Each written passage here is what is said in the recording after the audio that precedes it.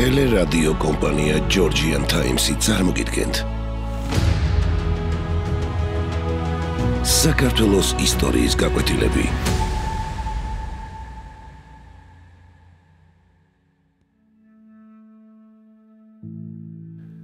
საქართველოს მეფე გიორგი პირველი. ასწლეულების განმავლობაში ბიზანტიის სამეფო კარი ქართველ მეფეებსა და მთავრებს სხვადასხვა მაღალი ტიტულით აჯილდოვებდა. ისინი ხშირად კურაპალატის, მაგისტროსის, ნოველისის და სევასტოსის წოდებას ატარებდნენ. ერთი შეხედვით, ეს ყოველივე დიდ პატივად ითვლებოდა. ამ ტიტულების მიღებით მეფეები თითქოს იმპერიის მეგობრებად და მოკავშირეებად ცხადდებოდნენ. თუმცა სინამდვილეში ეს ბიზანტიის პოლიტიკის ნაწილი იყო, რომელიც მეზობელ სახელმწიფოებს, მათ შორის საქართველოსაც, იდეოლოგიურად აკავშირებდა კონსტანტინოპოლის სამეფო კართან. ქართველი მეფეებიც იმპერატორის ძალაუფლების ჩრდილში ექცეოდნენ. თუმცა მე-11 საუკუნის დასაწყისში გამოჩნდა მეფე, რომელმაც ეს ტრადიცია დაარღვია. პირველი ქართველი მონარქი, რომელმაც ბიზანტიურ ტიტულებზე შეგნებულად თქვა უარი და თავი იმპერატორის თანასწორად გამოაცხადა, იყო საქართველოს მეფე გიორგი პირველი. ახოვანი და ყოვლი თურთუშიში ვითარცა უხორცო. ასე აღწერს მემატიანე ქართველ ხელმწიფეს, რომლის მთელი ცხოვრება ბიზანტიასთან დაუსრულებელ ბრძოლად იქცა, ბრძოლა დაკარგული მიწების დასაბრუნებლად. როგორც წინა გადაცემაში გიამბეთ, მე-10 საუკუნის ბოლოს ბიზანტიის იმპერიაში დაწყებული შიდა არეულობის დროს ქართველთა ლაშქარმა თორნიკე ერისთავის სარდლობით გადამწყვეტი როლი შეასრულა. ქართველებმა წარმატებით ჩაახშეს აჯანყება და ამით ახალგაზრდა იმპერატორ ბასილი მეორეს ტახტი შეუნარჩუნდა. დახმარების სანაცვლოდ ბიზანტიამ ტაო-კლარჯეთის მეფეს დავით მესამე კურაპალატს ვანის ტბის მიმდებარე მიწები გადასცა, ტერიტორიები, სადაც ისტორიულად ქართველები ცხოვრობდნენ. რამდენიმე წელიწადში ქართულ სამეფოსა და ბიზანტიას შორის მეგობრობა მტრობაში გადაიზარდა. დავითის გარდაცვალების შემდეგ ბასილი კეისრის ლეგიონები ტაო-კლარჯეთის სამფლობელოებში შეიჭრნენ და რეგიონი იმპერიის შემადგენლობაში მოაქციეს. დაპყრობილ ტერიტორიაზე ახალი ადმინისტრაციული წყობა დამკვიდრდა. შეიქმნა იბერიის თემი, ხოლო ადგილობრივი ფეოდალები ბერძენი მოხელეებით ჩანაცვლდნენ.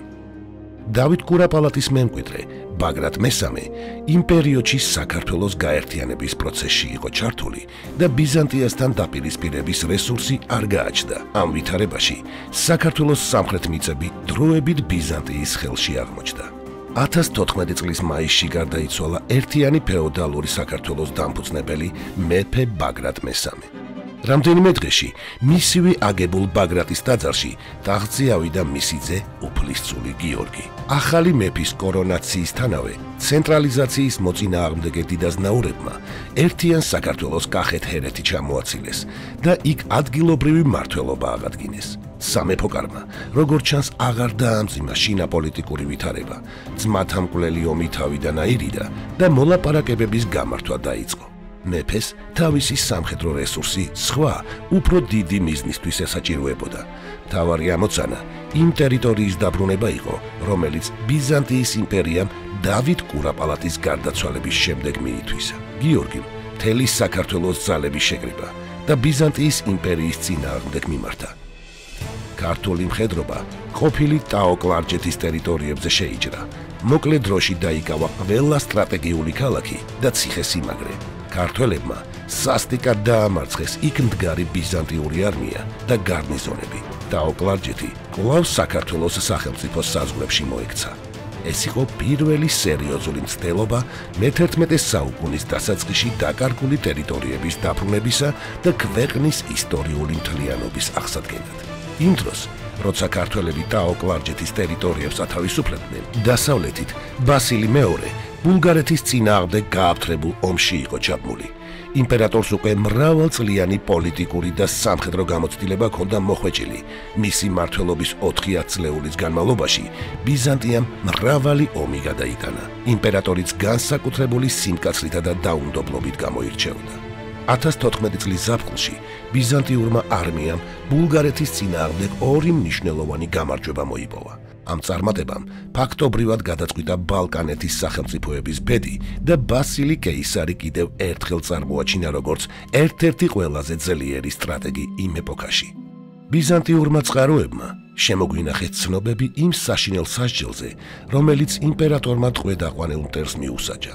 დაახლოებით 15,000 ბულგარ მეომარს თვალები დათხარეს, ხოლო ყოველ მეასე უსინათლოს სათავეში ჩაუყენეს მეგზური, ერთი თვალით დარჩენილი მეომარი, რომელსაც დანარჩენების სამშობლოში უნდა დაებრუნებინა.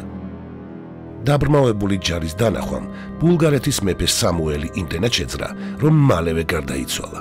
ამ სისასტიკის გამო ბასილი მეორე ისტორიაში შევიდა როგორც ბულგართ მუსვლელი. 1019 წლის დასაწყისში ბიზანტიურმა არმიამ საბოლოოდ მოახერხა ბულგარეთის სახელმწიფოს სრულად დამორჩილება. ბასილი მეორე ტრიუმფით შევიდა სატახტო ქალაქში. ამით დასრულდა ბულგარეთის სამეფოს დამოუკიდებელი არსებობა, ხოლო ბიზანტიის გავლენა მთელ ნახევარკუნძულზე გამყარდა. დასავლეთ ფრონტზე მოპოვებული გამარჯვებების შემდეგ ბასილი კეისარმა ყურადღება აღმოსავლეთის საზღვრებზე მიმართა. ამ დროისთვის საქართველოს მეფე გიორგი I სრულად აკონტროლებდა დაოკლარჯეთის ძველ სამფლობელოებს, ხოლო სამხედრო წარმატებების შედეგად საკუთარ ხელისუფლებას სომხური ტერიტორიების ნაწილით შემოუერთა. მთლიანობაში ვანის ტბამდე მდებარე მიწები ქართველთა ხელში აღმოჩნდა. ბულგარეთში გამარჯვების შემდეგ ბასილი მეორემ ქართველ მეფეს ოფიციალურად მოსთხოვა დაპყრობილი ტერიტორიების დატოვება და ომამდელი საზღვრების აღდგენა. გიორგიმ ბუნებრივია იმპერატორის მოთხოვნა არ მიიღო. სანამ ბიზანტიის არმია ბალკანეთში იბრძოდა, ქართულმა მხარემ დრო უშედეგოდ არ დაკარგა.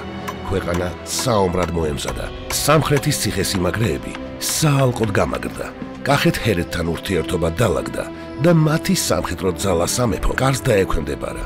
მეფე გიორგი მთელი ახლო აღმოსავლეთი ქართველი მსტოვრებითა და ელჩებით გაავსო, რათა შეექმნა ფართო ანტიბიზანტიური კოალიცია. ქართული და ბიზანტიური არმიები გადამწყვეტი ბრძოლისთვის ემზადებოდნენ. სულ მალე ახალგაზრდა ქართველი მეფე გიორგი I უნდა შეხვედროდა ბიზანტიის გამოცდილ იმპერატორ ბასილი მეორეს. როგორ განვითარდა ეს დაპირისპირება და რა შედეგი მოჰყვა მას, ამას უკვე მომდევნო გადაცემაში განვიხილავთ.